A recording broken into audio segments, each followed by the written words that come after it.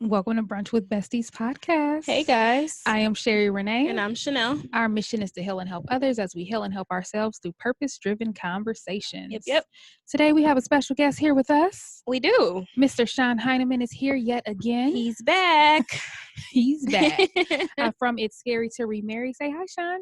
Hello, everyone. How are you all doing this evening? We are doing great. Good. So we are going to pick up our conversation. So this is It's Scary to Remarry part 2. We're going to continue talking to Shon to learn more about, the evolution of him to get to his second marriage. There we go. But before we get into that, we're going to start like we always do with a toast. So Bestie, who are you toasting to today? I'm going to give my toast to you. You've been doing some great things. I know we're always shocked when we give it to each other. Like, oh my God, Like you won. Like, right? won the Grammy. But no, Bestie Sherry Renee has been kicking butt, and just her faith is amazing. She has amazing faith. And just her diligence to cross off goals and achieve goals. You're very inspirational. So it goes to you. I know, right? Yay, you're the best. You are the best. Yes. So, Shon, who are you toasting to today? I think I'm going to toast to both of you all like I did before. Oh, thank you. Once again, I can never, just continue to thank you both for giving me this opportunity to share my story on your platform. So it's just something I don't take lightly. So I want to give a toast to both of you all, Sherry and Renee. There we go. Awesome. So I have 2 toasts. Okay. Now, number one, Chanel, you stole my thunder because I was going to give my toast to you. Oh, you gave me my toast on Monday, but yay, keep it coming. Another toast goes to my bestie because, so I talked about on the last podcast how I studied for the PMP exam, took the test, passed it. And when I said that I wanted to get a PMP certification, I said, when I pass, I'm going to buy myself a Pandora charm bracelet, and you went ahead and just sent me a gift certificate, an e-gift certificate, so I can get my Pandora, and I was like, oh, Chanel's really investing in my goals and in my dreams like that. It's just, it's just so sweet. Aww. And not only that, but it shows that you have faith that I can do it. Now I was a little offended because I was like, what if I don't make good on it? We don't know if I'm gonna pass, but it's so beautiful. I just love it. It just shows your level of support and belief. Yes, girl. Dude said I'm gonna put some skin in the game. Listen. I'm gonna slide this money. Here, so here's my Pandoras. If you guys beautiful. can see, we will post them. Yes. Beautiful. So yes, and then my second toast goes to you, Shon, for being open and transparent, for having your platform It's Scary to Remarry. You really are covering some things that need to be discussed, and a lot of men. I don't want to say that they don't talk about it, but at least not publicly. Right. It's time for us to just own our truths, own ourselves, and, heal. Yeah. And I saw something that you posted where you were like, I don't think that this generation will heal until men heal, and I'm like, that's look, good. that's a whole word in itself, man. Like, let's do the work. That's good. So I'm grateful to you for being committed to doing the work. Yay. Thank you. I would love to talk about that as well, if we can get into that as well during the show. Absolutely. Okay, we can add it to tea time. There you go. This is your show. Okay, right. It's on you today, Shon. This is your show. But we also have to check in and break bread. So we're gonna start with you, Bestie Chanel. How are you doing? Girl, I'm hanging on by a thread, y'all. And I'm so thankful for Sherry Renee again because, she texted me earlier, was like, okay, I already did this. And I was like, dude, I was just literally about to text you and be like, please help me. Help us get through this episode because right now I'm struggling because school is starting up. So we're trying to get our parents prepared for virtual learning and what that's going to look like. And it's just a lot going on for me as an educator. And I'm a parent to a 6th grader who also has to do virtual learning. So it's been a lot. So I'm just like, oh my God, Sherry, don't kill me, but help me out. And she was right there, like, girl, already did it. Like, you're good. Okay, we got this. Right. So again, shout out to you for doing that. It's hard, man. You out here momming, teaching, being a whole human being. It's a lot. It's a lot, especially when kids are involved. Girl. And at school, a lot of kids are involved. A lot of kids, right. Plus my own kids. So we got a lot going on. But it's all good. So the podcast is in great hands for sure. So, Shon, how are you doing? Let's break bread. What's going on? We haven't talked to you about what has it been 2 weeks, a week? maybe? It was been like a week. Has it been a week? It was a week. Was it? I thought you came on the 12th the last time. Today's the 19th. Yeah, it's been about 2 weeks. But I think okay. Oh, wait, you were the 5th. Okay. Yep. Anyway, go ahead, Sean. I see y'all been cranking out episodes, so it Oh, seems real, we have it. like a factory. Listen, Okay? Your girl is tired. Tired, big tired. But we love the good news, fam. So here we are. Do. So how are you doing, Sean? Yes, I'm good. I was somewhat a little tired. I had to get the kids ready. Giving 3 kids baths and dinner and all this other stuff with the wife. So, but I got my energy back now. I'm ready now because I've been looking forward to this interview today. So I'm good. Okay. Awesome. Glad you're in good spirits. It's gonna be good tonight. Yes, it is. All right. And what's going on, Miss Sherry Renee? I'm still working from home. I have been wilding out since I passed the exam. I'm not gonna lie. And it's so funny because you absolutely remind me of me in 2016, like summer, like just wilding because I was off, and now the roles have reversed, y'all. I just been wilding out, and there's only so much that one can do during a pandemic to wild out. So by wilding out, I mean I've been buying everything. Okay, I just been buying everything that I want. So I keep telling myself, girl, you had a specific item that you were allowed to buy to treat yourself. This is not, go ham and just make it rain. That's not what this is. That is not what this is, because by the time you look at that bank account, you're going to be like, wait a minute. So let's reel it back in. Why didn't y'all stop me? Right. But yeah, and actually I'm going to record on a podcast tomorrow. Cool. There's a guy that I found who I actually was following to study for the PMP exam. Okay. So he has a PMP podcast, and then I really ended up taking to his podcast, ended up buying his book, using his study material, and then I was so grateful that I actually called him, and I was like, I passed my exam today. Thank you so much.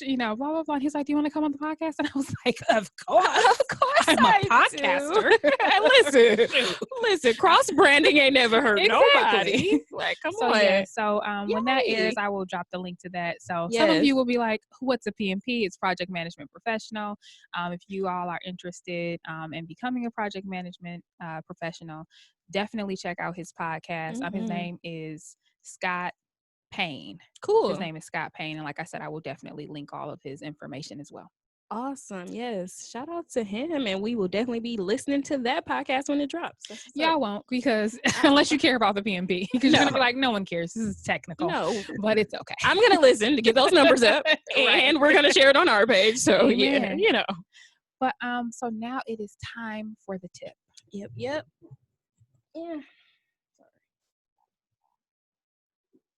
This episode is brought to you by Audible. Read along with us for free using our free 30-day Audible trial. www.audibletrial.com/BWB. BWB is in Brunch with Besties.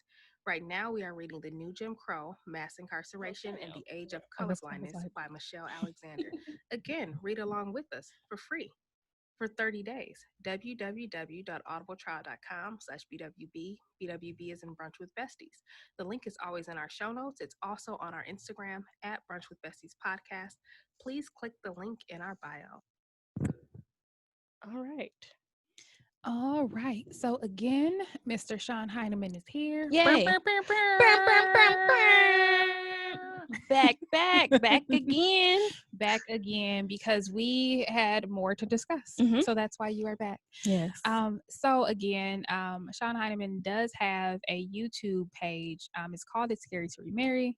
Make sure that you guys click the link in all of our information so that you can subscribe and also follow him as well if you are interested in learning about the male perspective when it comes to love, marriage, and divorce. So Shon, where we left off last time, one of the things that we discussed was this whole integration with family, and you dropped some knowledge on us and let us know that it takes about 5 years for kids to gel, and that you're currently in year 4. So you have a daughter from your previous marriage that you brought with you into this marriage. I believe, and correct me if I'm wrong, your wife did not have previous kids from a different. Yes, she has a son. Oh, she had a son. Okay. Yeah, Okay. He was 3 when we first got together. Okay. Oh, okay. And then you guys have children together. Yeah, we have 2 together, and I have a 17-year-old daughter that I brought into the marriage. And so you said that you were in year 4. So not year 3. We're going into year 3 of our marriage. Okay. Okay. Yeah. Year 3. So not quite at that 5-year mark yet. Not So quite. what does gelling look like now? Like what has been great about blending the families and what has been challenging, and what are you doing to combat those challenges? Yeah, what's been challenging is really the infancy stages. Is when you're getting to jail as a family when you're first starting out, because the child is looking at you like, "Who are you?" You know, I'm seeing you every day now. You know, so I think that's maybe the most difficult part of starting. But as far as gelling, it's making everyone feel incorporated. It's movie night. Everybody, we're all watching movies together. We're all having dinner together on a consistent basis. There's no such word as we use step in our house. You know, I don't. That's a cuss word. Yeah, yeah, right. That's good. I don't use step. Or so when I'm talking to my son to his brother, I don't say, I call him his brother. There's no step. Like once you introduce step, then that shows the divide. So that's one thing that really helped us gel together in the family time and the movie nights. Okay. That's good. So then do you ever do anything with with your bonus son? Maybe we'll call him that if that's acceptable. Ever Yes, do anything separate to just build a one-on-one bond? And then does she do anything with her bonus 17-year-old daughter just to that's help good. them? Yes, I'm glad you asked that because with my bonus son, you know, I've taught him how to ride his bike, Oh, stuff like that, stuff that you never forget growing up, you know, Mm-hmm. how to tie your shoes, all these different things. And then with my daughter, my wife, because she's working on her driver's license. So my wife takes her driving so they get to spend that time together and bonding. So we do get those individual times where we do get to spend and let, you know, give that person that individual time. yeah. To make them feel important and that you're a part of this family as well. So that helps us a lot. I can certainly see that. So what is communication like between the natural birth parents? Like what is the communication between you all as a married couple, you and your wife, but then your ex-wife and then her son's father? Like how are you all communicating together to make sure that you all blend and the kids are good, for lack of better words? The co-parenting. Yeah. Great question. Co-parenting can have its obstacles because if you aren't, if you and your ex aren't in a good spot, the communication is going to be bad. Yeah. You know, because a lot of times we have a tendency to the child get caught in the middle of our mess, you know, if that's what you want to call it, in between the mother and the father. So that had its challenges in the beginning of my marriage now because my ex-wife was still dealing with some things. So we really couldn't get to the heart of being able to deal with my daughter and her overall emotional well-being dealing with change. So that's always going to present its problem. So as she continues to grow, my ex-wife, as she continues to grow and get better, then our communication becomes better in co-parenting with my daughter. So, but my ex-wife, she talks to both of us, me and my wife and I. So that works out. Good. I'm glad to hear that. That's amazing to hear. And this makes me think about the live that we watch with Bestie Nadia and April. And they're in a blended family together. So I think we've talked a little bit about that. Nadia has a son from a previous relationship, and his father is now married to a young lady. And they had a really great conversation on Instagram Live about, you know, their struggles, their triumphs, and how they're moving forward now.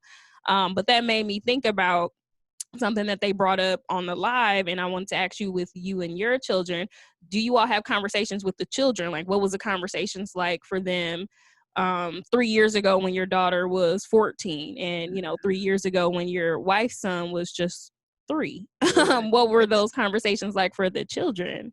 Yeah, well, he's 5 now, so Okay. the 3-year-old, when he was 3 at the time, I Mm-hmm. remember he asked his mom, he said, so when is Shon going home? Oh, no. Never. Right. Because he used to just being him and his mom. Oh, Yep. yeah. Mhm. So it wasn't. He's like, so when is he leaving? Like, when is it just gonna be us?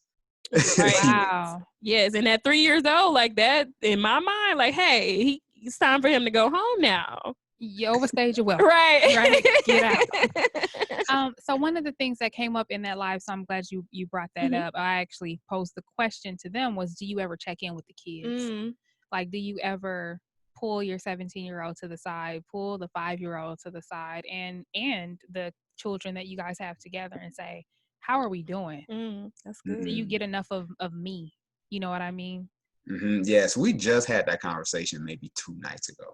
Come on, Shon. Okay. Come on and be an example out here in these streets. Seriously. I kid you not. We had this conversation, at least a 2-hour conversation. Wow. 17-year-old. We just talking, just catching up with what's the overall heartbeat of our home now. Mm. You know, what does that look like? How are you doing, knowing that I have moved on, and that you have a stepmom, if you will. Bonus mom. Bonus mom. Yeah. There we go.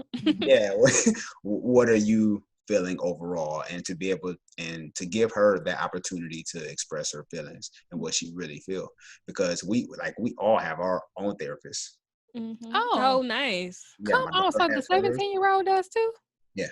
Come on. Do y'all get like a family discount? On the It's sounding real. real expensive in the Hyneman house. I just gotta say. It sounded real expensive over there. Is there a family plan that we can all come and go? Yeah, but we prioritize our mental health. It's just like anything else we want, right? If we want a pair of shoes, if we're willing to pay $200 for a pair of Jordans, why can't we spend that on our mental health?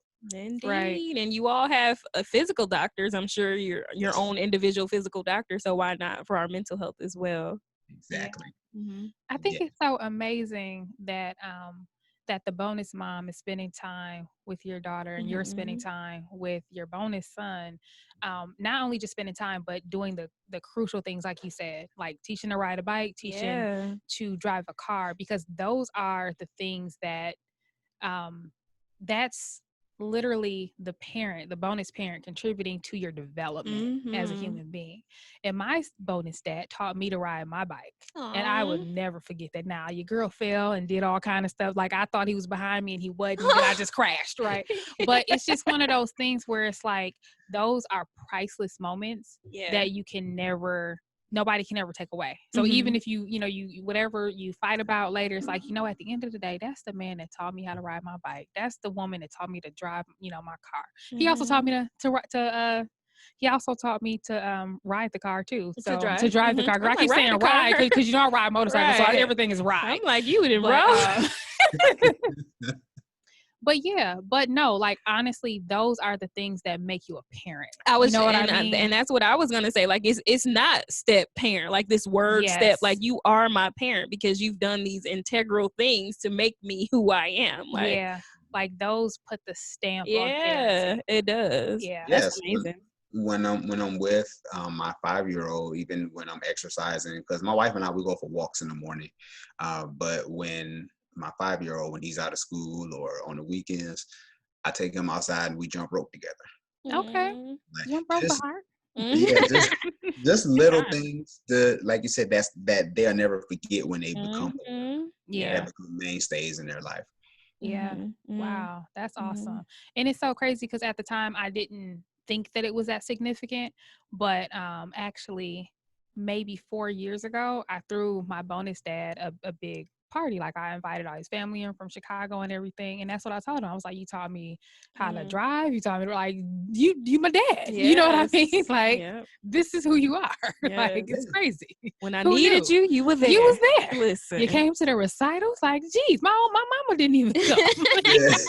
You was just, at some points, you was being a mom, you know what I mean? Wow. What I would have classified as a mom.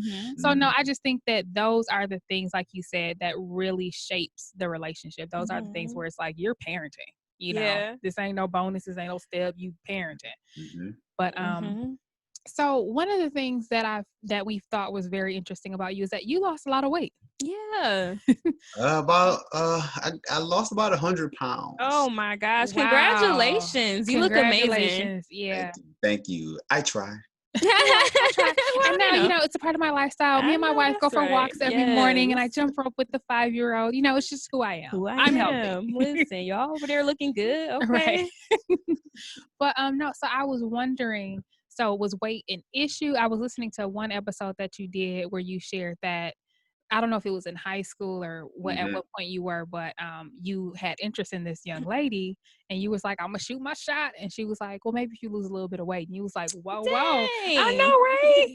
Right." Oh my gosh! So I was wondering, was that an issue, and how did that show up in your first marriage, and what have you done, and how does that show up in your second marriage? Because I know for women, weight means we stress. Like it's the things that we're like, weight isn't really weight. It's really the weight of the world on us. Yeah. Because we're dealing with whatever we're dealing with. So it's more psychological than anything. Indeed. That's good. That's a show within itself. Right. Well, we got time. Right. We do have time today. I think in my first marriage, it was a struggle because I had to find myself, and being overweight, like I was frustrated with myself. I was frustrated because we would take pictures, and it's one thing when you see yourself in the morning, but it's another thing when you see yourself in the picture. Come on, Shon, you preaching to the choir. Listen here. So when I saw myself in the pictures, I'm thinking, this is bad news. And at first I'm thinking, talking to my ex-wife, I'm thinking to myself that, how would you let me get like this? And I'm thinking, that's not her responsibility. I'm shifting the blame, right? But over time, I started to, at the time, I guess I'm dating myself. I would go to the library and get books on weight loss and body types. Because sometimes I think we try to look a certain way when we're not built that way. So my frame I might not be able to be built like The Rock, but maybe I could be built like me. Right. I know that's Come on, right. That's the truth. Yeah, so I think that's where a lot of people hurt themselves. But anyway, I started to exercise. I remember doing like the UFC fit workout DVDs and even like the Biggest Loser DVDs. I would do those and then start to incorporate just eating healthy, going to bed early, all these different things. Now, I will say when it comes to relationships, you can do it by yourself, but it makes things so much easier when you have someone to support you, or they're on this journey with you. For sure. It makes it that much easier. My ex-wife and I, we had some issues with that. The way we saw food were different. Okay. So there was some differences. So there was struggle in that area, but I had to do what was best for me because I got to a point where I needed to have surgery on my right knee because I was so heavy. And that it had to be a lifestyle change. Right. I had to do it for me, not for anyone else.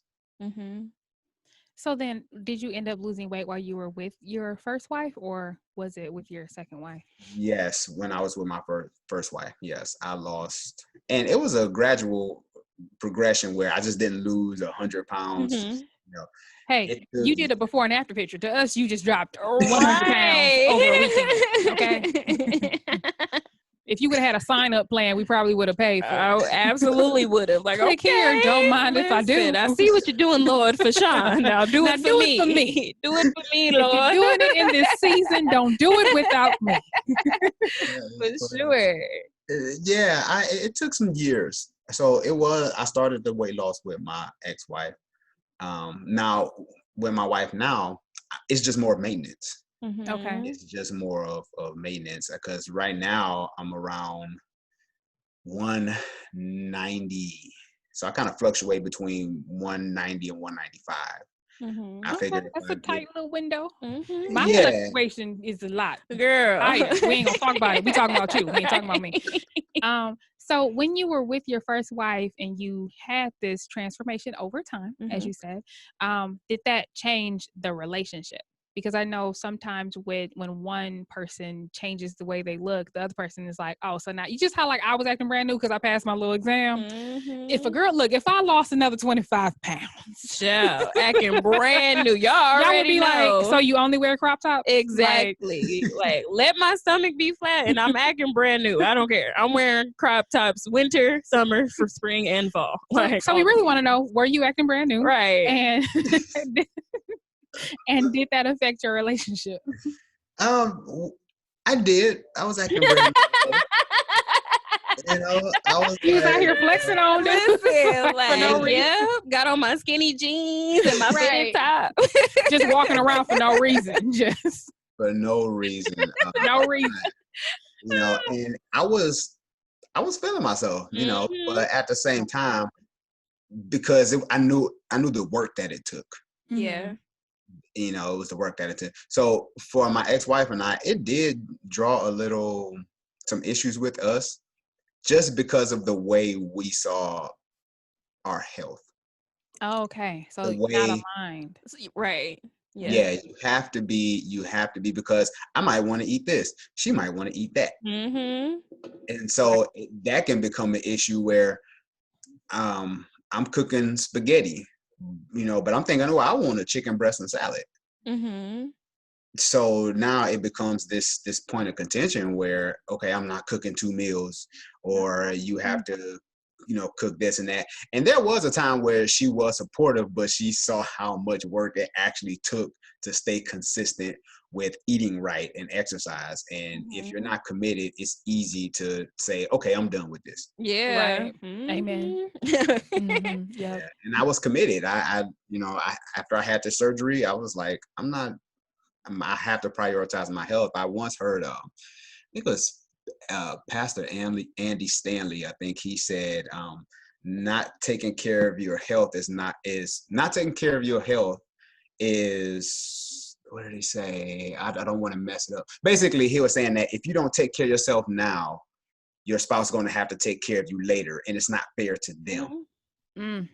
That's definitely very, very true. That's true. And just thinking about the things that you eat, you know, like would you rather spend money on like organic and healthy foods now, or the preventative care later? Like that definitely puts everything in perspective. Yeah.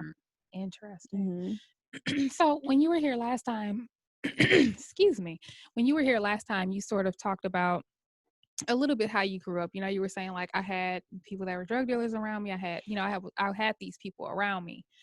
So it made me wonder, how did you grow up? Like, what was your relationship like with your mom? What was it like with your dad? What was your friendship circle like? Who was Shon before you even got married the first time? Shon was you out here in these streets, Shon? Go ahead, I was all my friends were basically hood. I grew up in the hood. So I was just running around with the guys, just doing guy things, you know. But as I got older, because I accepted, you know, the Lord around 22, 23. Okay. So, you know, I was still young, but before that, I was just running the streets with friends, getting into trouble, doing things I shouldn't have done. And with my mom, she worked. I had to raise my little sister because my mom was always at work. So maybe at around 11 years old, I was picking up my sister from school, walking around the corner to go get her from school, help her with her homework. I had to make sure the house was clean before my mom got home, before we can go outside and play. So I was actually one of those kids, they call it the latchkey kid, where you just, you know, you like kind of taking care of the home and have my own house keys and all this other stuff. So I was really responsible though at an early age. And then I had to be, because my mom worked and I had to take care of my little sister. My dad, Papa was a Rolling Stone. He had his own family. And then he had us. He had me and my little sister. So his time was divided. So he came around, but only when he had time. And that relationship between us, I think by the time he got to us, he was just tired. He was like, okay, what y'all want? I'm here. That kind of thing. So, and once he passed, when he died, maybe around like 15 years ago, something like that. But when he passed, I realized that I wanted to be better. I want to be a better man. Like, I want my story to end on a good note. I don't want to have these bad memories. I don't want my kids to grow up saying Dad was a Rolling Stone. Like, I don't want my kids to be on the interview talking about my daddy. My dad was a Rolling Stone, right? And your kids are welcome to come on Brunch with Besties podcast, by the way. Because we can heal and help others as we heal and help ourselves. No, we definitely can identify with well, at least I can. Maybe Sherry Renee can, but I sure can identify with my dad having multiple families and what that looks like. Yeah, well, my dad was addicted to drugs, so he didn't have time to be out here making new families. Priorities here, people. Priorities. But no. So essentially, what I'm hearing you say is you identified a generational cycle that you wanted to break. But the problem with that is that in order to break something, you have to know that you're in it. Yeah, for sure. So, because we can say all day, we can look at our parents and say, I'm never going to do that. I don't want to do that. I don't like how that turned out. And then we will literally just find ourselves repeating it, being the same thing that they were. So how did you ensure that you were going to be present with your kids, that you were not going to divide your time, right? But that you were going to fully show up and be present? And has that ever been a struggle to you, being that it wasn't modeled for you? Just a struggle in a sense of temptation always being present. There's always, you can always get into something that you shouldn't be doing. But I think my biggest thing was I was just committed. I'm big on integrity. I'm big on honoring and respecting others. Like, that's just my makeup. So I always told myself I was never going to leave my daughter. And of course, I always thought I was going to be married to one woman forever, and life happens. Indeed. So I said, this time around, I'm going to make sure that no matter what comes hell and high water, we're going to finish this marriage until Jesus come back, Right. So that's something that I was just big on integrity. I just told myself that I'll never abandon my family. And I had mentors. I had people in my life. I had men in my life who held me accountable. And I think something that's a lot of our young men don't have today. They don't have anybody who they're accountable to, that they can just do what they want to do. Right. So then is that why it was so important to you to have your 17-year-old actually live with you? Where you like, nope, I understand, hey, ex-wife, you're a great mom and all that, but this child need to come be with me, because I'm not going to allow any room for error. Yes. And originally when we separated the first time around, I told my ex-wife that let me keep my daughter. Let me keep her. But a lot of times, unfortunately, it's like things are starting to change a little bit for fathers now. I see more moms kind of giving their child to the father. I'm starting to see more of that in the homes today. But I was just committed to my daughter. I didn't want her growing up with the narrative in her head that my dad wasn't there. And my wife was very instrumental in helping me get my daughter with paperwork, things of that nature, making sure that we had all our ducks in a row, that nothing strange was going to happen once we got her. Yeah, for sure. So what was, right, that was awesome. But what was that conversation like with your ex-wife to be like, I want her to live with me? Like, was it a hard transition for her? Because I'm just thinking about myself and, obviously we're not the same person, but it was hard. Even with the arrangement that we have, doing week on, week off was very difficult, like early on. Like, oh my God, my son's not going to be here for a whole week. Like, what am I going to do? It was a big adjustment. So I couldn't imagine what that conversation was like, to be like, she's going to permanently live here with me. Well, I think from my ex-wife perspective, I think she was looking at it as, my daughter needs her dad. She needs that structure. She needs that order. Because she's getting older. You become a teenager, you just like, as a parent, you have a teenager, you thinking, oh my God, like, who is this person, So, yeah, it was one of those things where she was like, okay, my ex-wife, I'm willing to let her live with you all. I think my daughter, I think it was just maybe a little bit too overwhelming for my ex-wife. So she probably was like, good, because by then she was a teen. I So she was know like, yeah, that's pack your stuff, get up out my house. And dad, Yeah. no reneging. How about that? Right. Well, like 14, that is the like, she's right in the thick of teen years. And I know me again at 14 was a hot mess. So I'm sure my mom, if my dad wasn't a Rolling Stone, she would have been like, hey, go live with your daddy because this is too much. So, oh, wow. But that's beautiful though. So I'm, you know, and I think I was telling my wife the other day, it's nothing to brag on because we should take care of our kids. But I'm like, I feel so good knowing that I have all my kids under one roof. Because when you get caught in child support and all that other stuff, like that's tough. I've been through that, paying child support, paying alimony. I've been there. It's nothing to play with. So when you can have all your kids under one roof, it's really a blessing.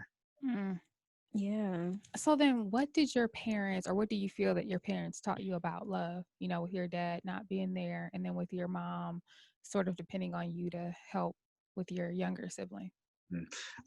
Honestly, I didn't get a lot of love and affirmation growing up. I think I was more raised out of fear. I know my mom loved us, but she was more concerned about us being like men. She didn't coddle us or anything of that nature. Like she was hard on us. So my dad, the only thing he really taught me about relationships, I remember one time we sat on the porch and he was like, so you're not screwing a bunch of girls right now? And I'm like, no. And he's like, well, when I was your age, I was doing this.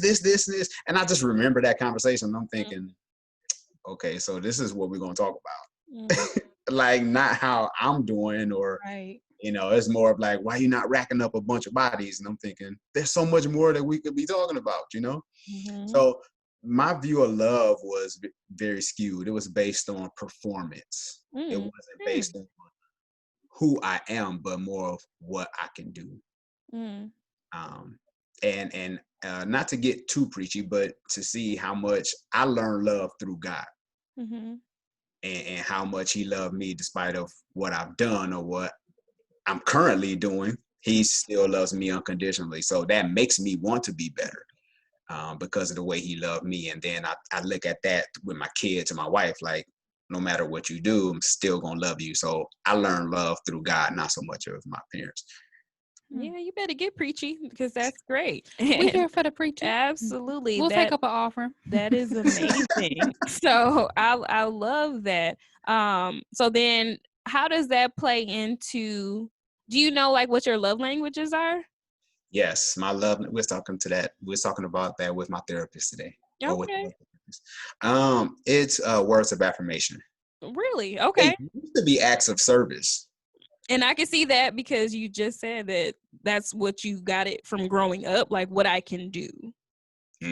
Well, to me, both of them make sense because of what you just said, right? That's how you got praise was because of what you could do, but you were lacking words of affirmation. Yeah. So maybe that's what you really, truly desire, right? Is just affirm me regardless of what I do, right? Like just because I'm me, right? Because when I messed up last week, that was still me, but I'm still me. When I'm great, when I'm not great, all of that is me. Wow, that is good. And we tend to give love the way we want to receive it, in a sense. So that does make a lot of sense. So you probably just be with your wife all day like, girl, you are so amazing. You're beautiful. You are smart. You are kind. You are important. Exactly. That is so funny. You hit the nail on the head. That is so true. But I've learned to come out of myself. I think with the love language thing, you have to come out of yourself to see what that other person want, because by default we're always going to give our love language by default because that's what we desire. But because even for my wife, hers is acts of service because we got all these kids. So she's like, take a kid. Right. Don't tell me I'm fine. I know that. Okay, grab take one of these babies kids now. Give them a bath or something. Iron some clothes. Listen, if you love me, right? Since I'm so fine, make dinner. Right, exactly. Do something. That is so amazing. So then, did you intentionally establish a value system, and then how did you make sure that your wife was in alignment with that before you said, "I do"? Yes, our value system. when we first started talking, I was big on integrity, on following through with your word. Say what you mean. Let's be upfront. Let's get whatever we need to get out of the way. Like, let's deal with it. That was important for me. Honesty, integrity, family, just all those, I don't want to say old school values, but I'm just big on those things. And she had those. And when we were, when she was living in Texas and I was in Arizona, was doing this long distance thing, we talked every single day. Like, there wasn't a day. And then if there was a time where we didn't really get to talk, we still conveyed that to each other. Mm-hmm. You know, I got this going on today. I probably won't be able to talk with you as long, but I'm gonna still call you before I go to bed. Mm-hmm. Like, that meant the world to me, and to her as well. So when that happened, it just drew us closer together. And then we read a lot of books together. We had Bible study. We doing all this stuff on Skype. So we was developing our relationship, because I figured the more that, this is just a tip that helped me. When we read books, I found out more about her, because the book, whatever it was discussing, we were going to rabbit trails and talk about our own personal life without me having to ask these questions, you know. It's a good segue. That You're like, is. speaking of infidelity. So what do you ever think? cheated? Right. So what do you think about cheating? What do you think about When's that? the last time you cheated on somebody? No, That's that hilarious. is a great way to get those deep conversations in. Mm-hmm. Wow. Okay. You just the single people take notes. I Take mean, notes. start reading books with folks. And can I also add that during the time, like, going through the separation, I spent a lot of time just working on me. Like, I wasn't dating, or I wasn't seeing different people, and like, I just wasn't. I was concerned about fixing me. Because sometimes, I guess this is just the relationship side of me talking, but what, you know, if you're in a season where God wants you to be alone, like, just take that time to work on you, because getting involved with other people, it pushes you further away from where you really want to be, because you never really get that time to focus on you. Like, what do you like? What do you like doing? Because I stayed busy. I spent a lot of time podcasting, interviewing people, stuff that just kept me busy, keeping me from doing things that, you know, would distract me from working on me. So then that brings us back to where we started at the beginning of the podcast, where we said, where I mentioned that you, on It's Scary to Remarry, you had said that you don't really think the generation can heal unless men heal themselves. And you said, can I talk about that? And I said, Shon, this is your show. Yes. We got time today. Yes, it's men. I know I don't want to get too sensitive about the gender roles and stuff like that in this day and age and what we're dealing with, but men, I believe change starts with us. When you have healthy men, you have healthy homes, you have healthy communities, you have healthy cities, you have healthy, you know, states and so on. So when we take time to heal as men, I believe that women can learn to trust us more, because we got our stuff together. I think we put too much responsibility on women to always lead and to always be the ones that's mentally sound, and like, you'll always have to be superwoman, and it shouldn't always have to be like that. There should be a time when y'all can lean on us, where y'all can take off the Wonder Woman outfit, you know. So it's one of those things where if we take the time to work on us, because we spend too much time, as far as men, we spend too much time when we're single trying to impress women, instead of working on ourselves. Like, you know, I heard a friend of mine, he once told me that as men, we're great lovers, but we weak in the area of providing. Like, we know how to have sex before we know how to provide or take care. Like, we can do that, but when it comes to these things that's outside of the bedroom, we become, you know, we're not healthy in those areas. It's so interesting that you said that, because Bestie Brittany sent Chanel and I something one day, and it said something to the extent of, you know, So Chanel and I are always praising millennial dads, right? We're like, yes, millennial, because our dads weren't there. So we're like, millennial dads, y'all practically moms. You know, millennial dads doing hair, they doing everything. They cooking, they cleaning, they got glitter everywhere because they playing with the dad, with the kids. So shouts out to millennial dads, and I don't want to take away from that. But one thing that she said, or she didn't say this, but it was from a book, and it said, dads are stepping up so much to be dads that they don't realize that if they were just better partners, it would fix everything. Yep.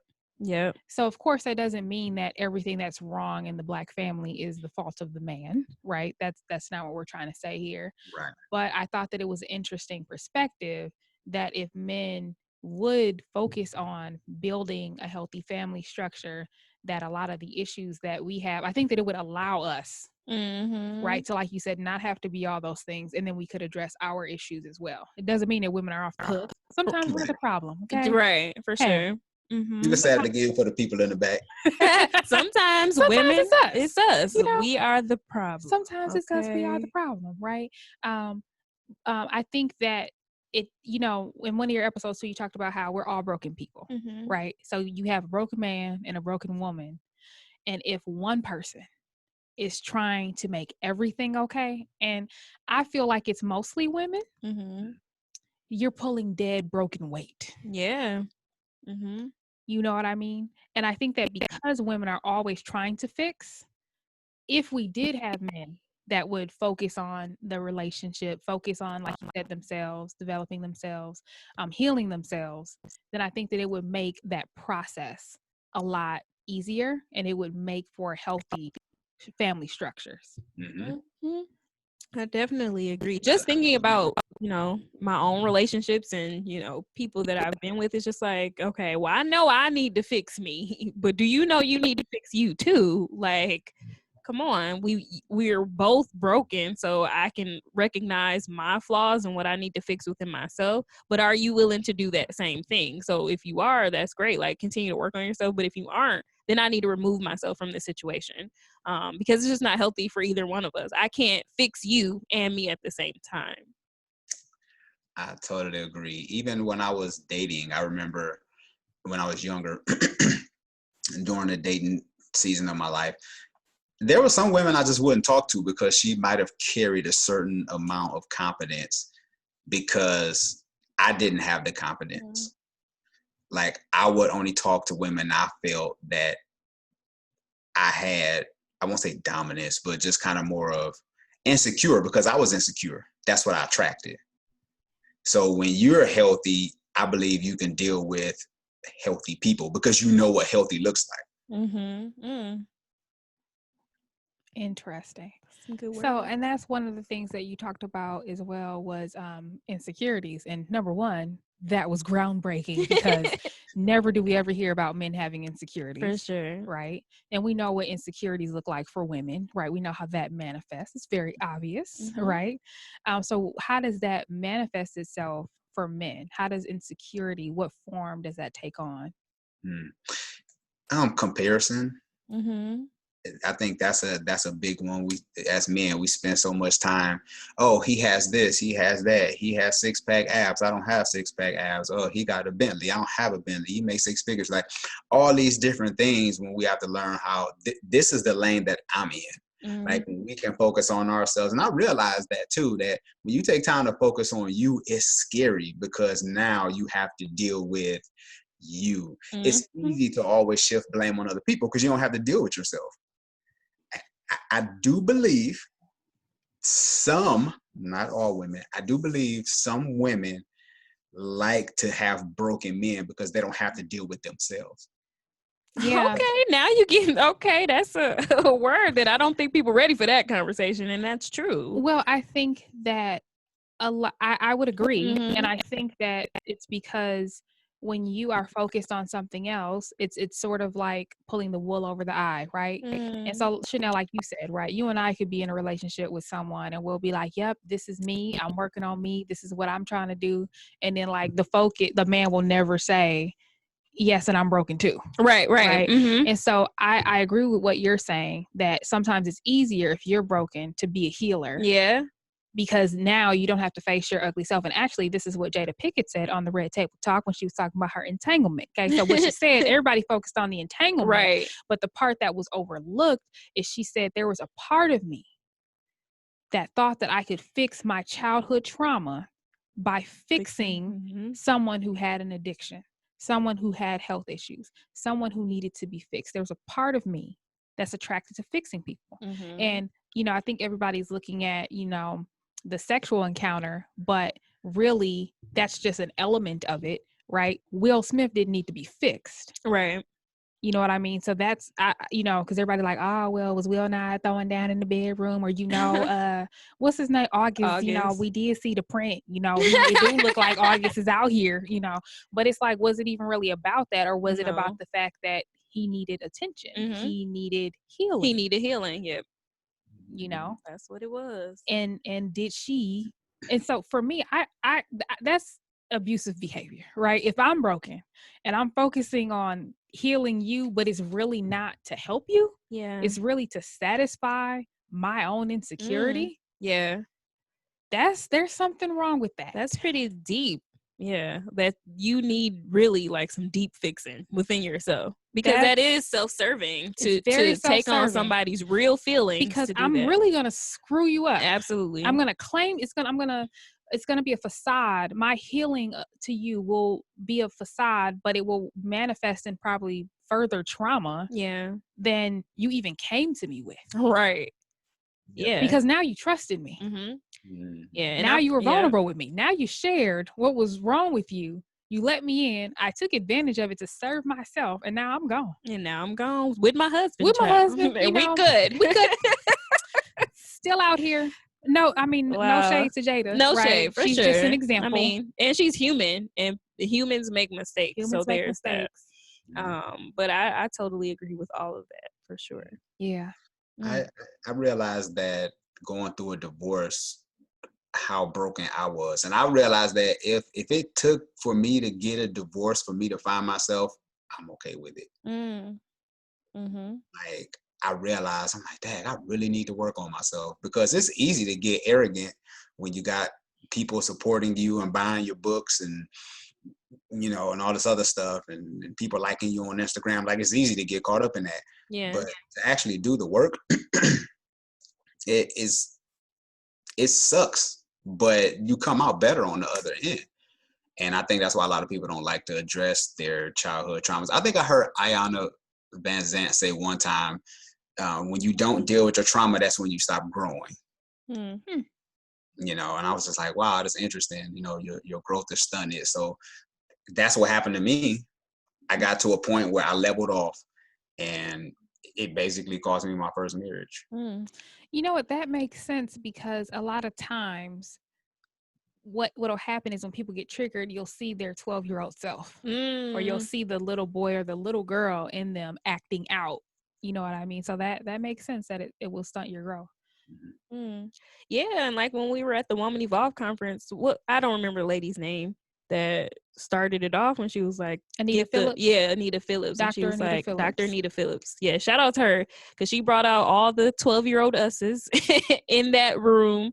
And we like cried, and just, it was the whole room was crying. Like, it was just so much to like let go, like all the trauma that you had as a young child. Like, we were just leaving it on a stage, like, let it out, let it go. But to face that. So yeah. So what she said was, a lot of times when you go somewhere to get help, you leave everything behind. You're like, I'm at this conference right now, and then I'm going to get equipped so that when I go home, I can deal with it. Yeah. And she was like, no, we're doing it right now. Yeah. So whoever you thought you left at home, go get them. Go get that 12-year-old girl. Go get that 6-year-old girl. Yeah. Whatever part of you was broken, go get her, bring her here. And at that point, everybody was screaming and crying and on the floor and snotting. Yes. And, just... We wasn't ready. I wasn't ready for and this any was like of that. the first 15 minutes. The first 15 of the minutes. First day of the conference. And we was like, so I quit. Like, I don't want to do this. We got cute. We had on makeup, Sean. We had on mascara, and it was a wrap. It was bad. After that. Like, yeah. Like, head hurt crying. Yeah. Like, we cried. So then how did you heal your... what trauma do you think that you had as a child? I think it was just wanting to be included. Like I didn't feel like I wasn't a part of my family.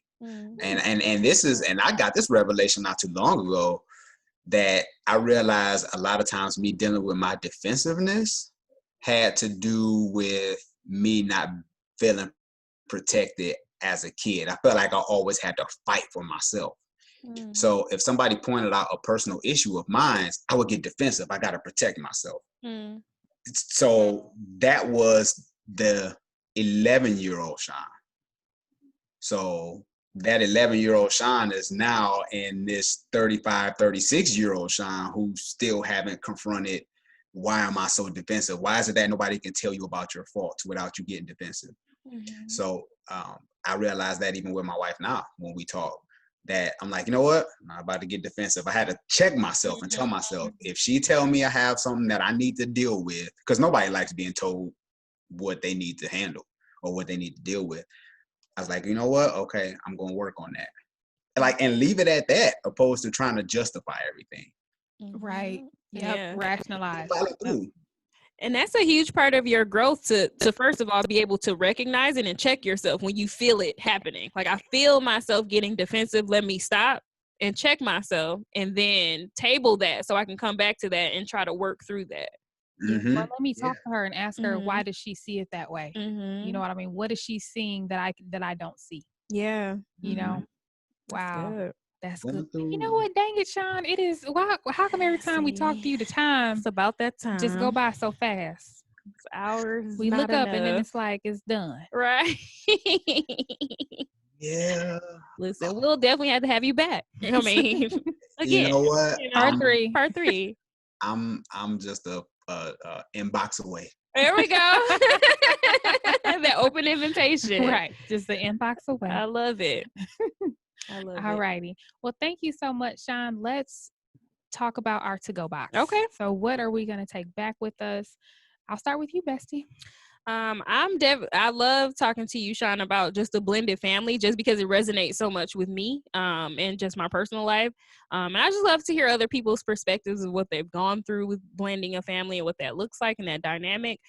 So it's definitely sticking with me that 5 years, like it's going to take about 5 years to bridge this family together and make it work. But then also taking it a step further, like, well, I already don't like the term step either. Like, I definitely love bonus a little better. And then just spending time, with said child or whatever. So I'm that's in my prayers that, a man will come and he will receive my son as his own, and things will happen in that way. Mm-hmm. Yep. And Shon, what are you taking away? I'm taking away healing. Just do the work. I believe we can have healthier relationships if we just take the time to do the work. And sometimes you have to be careful who you take relationship advice from, because everybody's not speaking from a healthy place.